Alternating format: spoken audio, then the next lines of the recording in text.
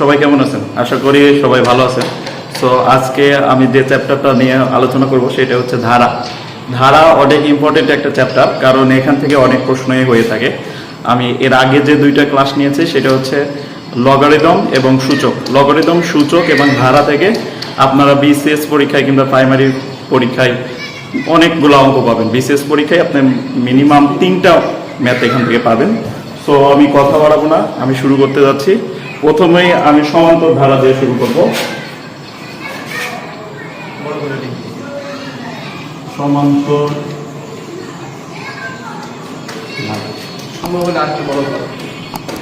এখন সমান্তর ধারা আমরা চিনব কিভাবে? সমান্তর ধারার কি কি ক্যারেক্টারিস্টিক্স আছে? সমান্তর ধারার ক্যারেক্টারিস্টিক্স হচ্ছে পাশাপাশি, এই ধারার পাশাপাশি দুইটা পদের অন্তরগুলা কি হবে? সমান হবে অলওয়েজ। তাহলে একটা সমান্তর ধারা লিখি আমরা, যেমন 2, 4, 6, 8।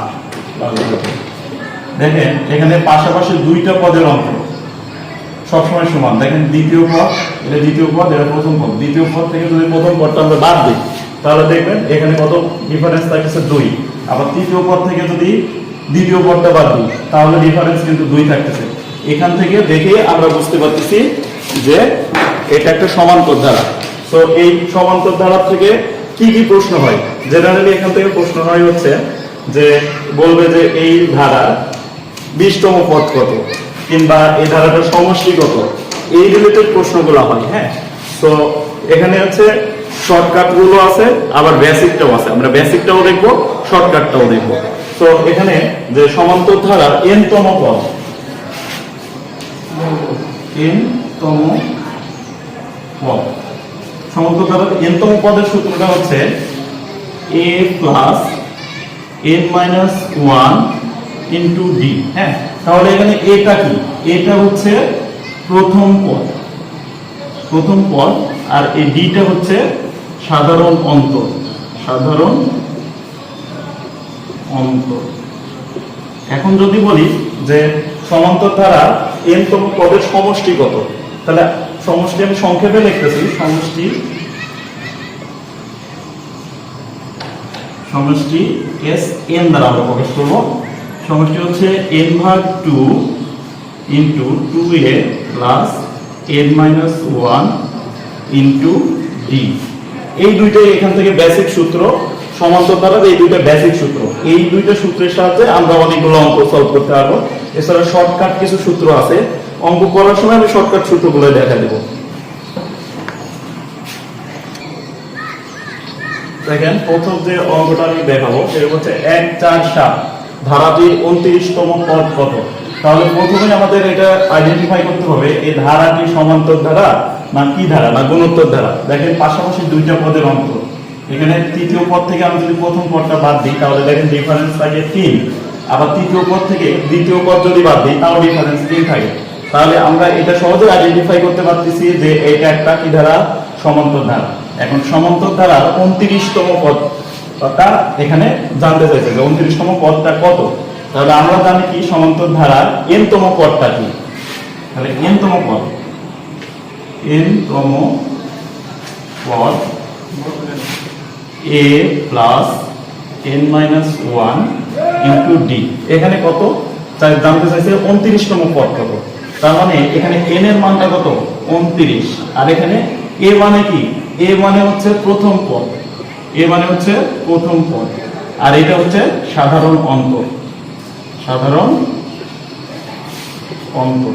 সো এই সূত্রটা যদি জানা থাকে তাহলে এই অঙ্ক থেকে সরাসরি আমরা সূত্রে বসায় দিতে পারবো। তাহলে প্রথম পদ এখানে কত?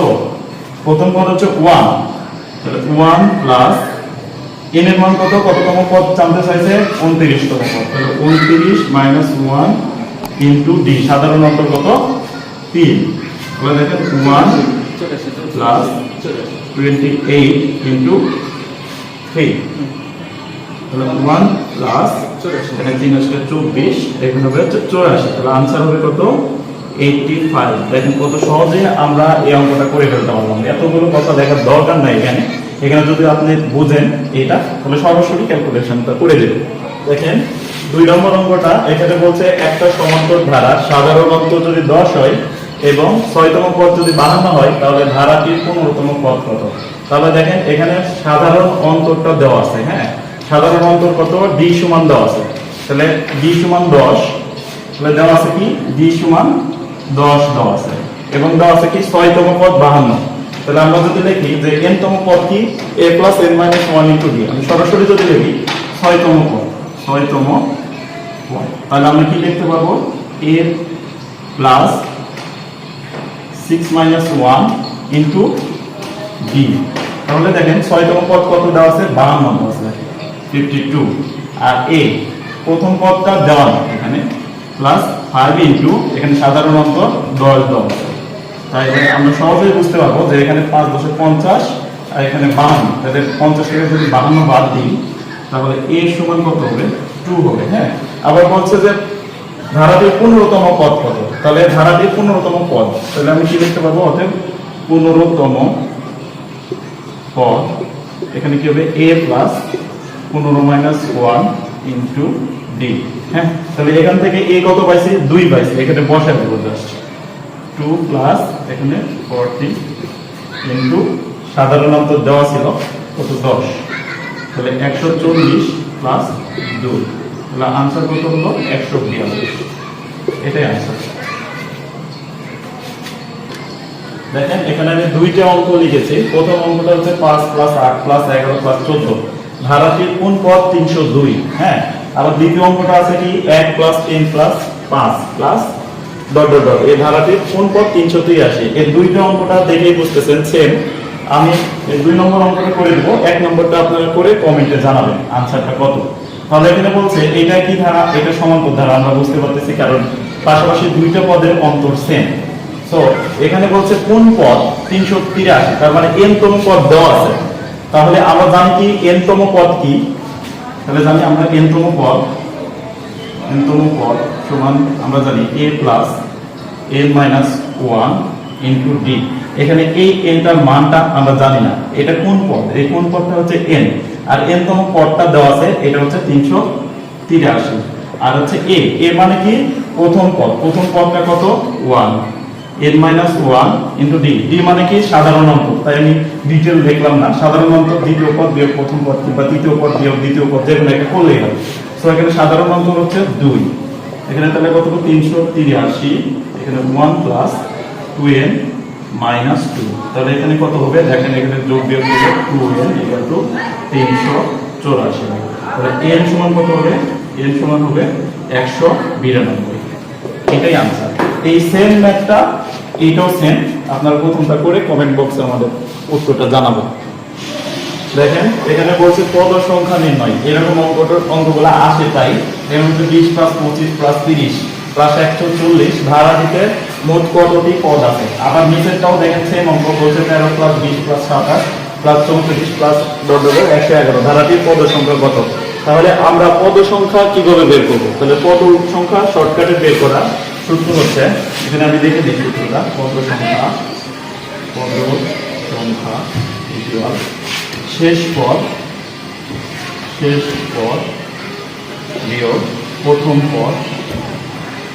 পদ ভাগ সাধারণ অন্তর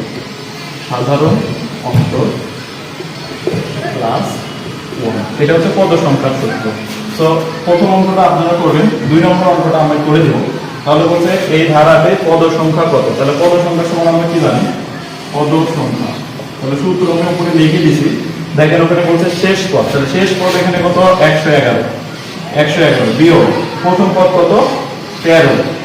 আর এখানে সাধারণ অন্তর কত হবে? 20 এর থেকে যদি আমরা 13 বাদ দিই সাধারণ অন্তর কত হবে? 7 হবে প্লাস 1। তাহলে দেখেন এখানে কত হলো? এখানে 398 হলো এখানে, ভাগ 7 প্লাস 1। তাহলে এখানে 7 থেকে 7, 4 7 28 প্লাস 1, তাহলে এখানে কত? 15টা। তাহলে ধারাতে মোট কয়টা পদ আছে? 15টা। তাহলে দেখেন অঙ্কটা দেখা মাত্র আর যদি সূত্রটা মাথায় থাকে তাহলে দেখা মাত্র অঙ্কটা আমরা করে দিতে পারছি। দেখেন সমষ্টি নির্ণয়, অনেক সময় সমষ্টি চাই, বলছে 1 + 3 + 5 + ডট ডট 31 ইকুয়াল হোয়াট, অর্থাৎ এখানে সমষ্টি চাইছে।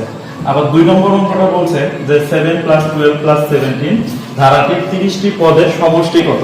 এখানে দেখেন প্রথম আর দ্বিতীয় অঙ্কে আমাদের একটু ডিফারেন্স আছে, কারণ প্রথম অঙ্কে এখানে পদের সংখ্যা দেওয়া নেই, কিন্তু দ্বিতীয় অঙ্কটাতে পদের সংখ্যা দেওয়া আছে। হ্যাঁ, সো আমি প্রথম অঙ্কটা করাই দেব, এটা 24তম বিশেষ প্রিলিতে আসছে। আর 2 নম্বর অঙ্কটা আপনারা নিজে করবেন, নিজে করে কমেন্ট বক্সে উত্তরটা জানাবেন আমাদের। তো তার আগে যে সমষ্টি নির্ণয় করব, সমষ্টি নির্ণয় করার সূত্রটা কি।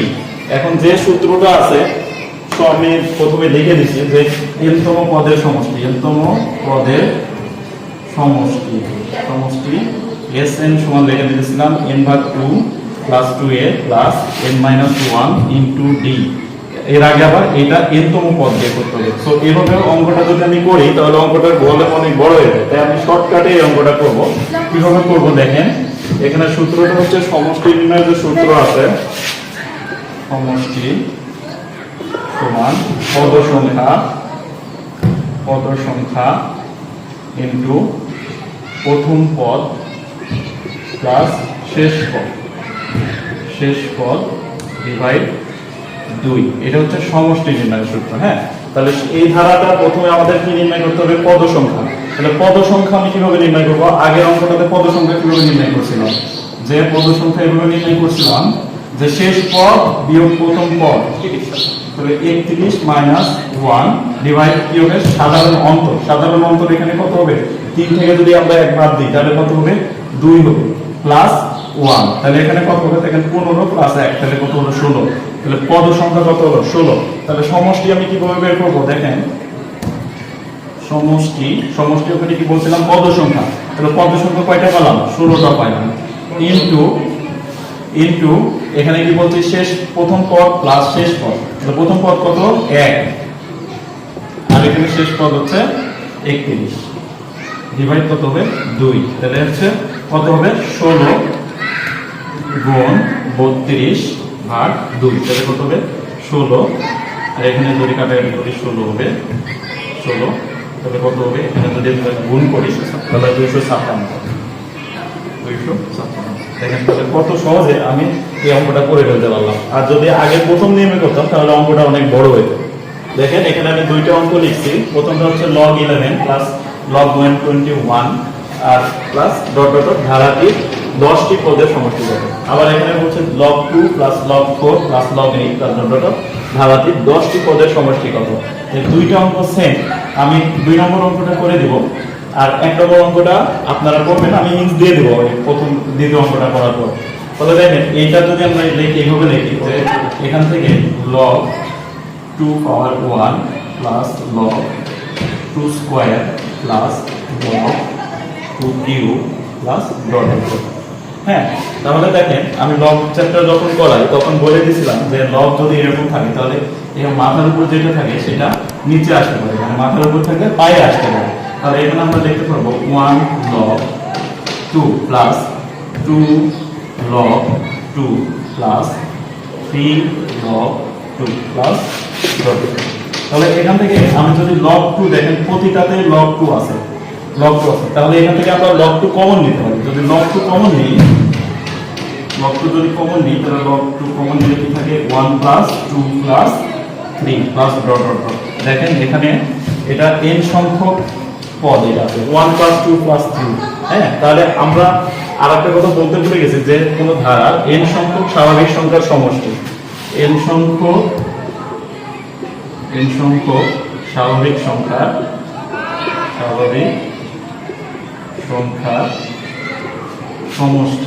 সমষ্টি কি হবে, n সংখ্যক স্বাভাবিক সংখ্যার সমষ্টি n into n plus 1 divide 2। হ্যাঁ, তাহলে এটা দেখেন n সংখ্যক স্বাভাবিক সংখ্যার সমষ্টি 1 প্লাস 2 প্লাস 3।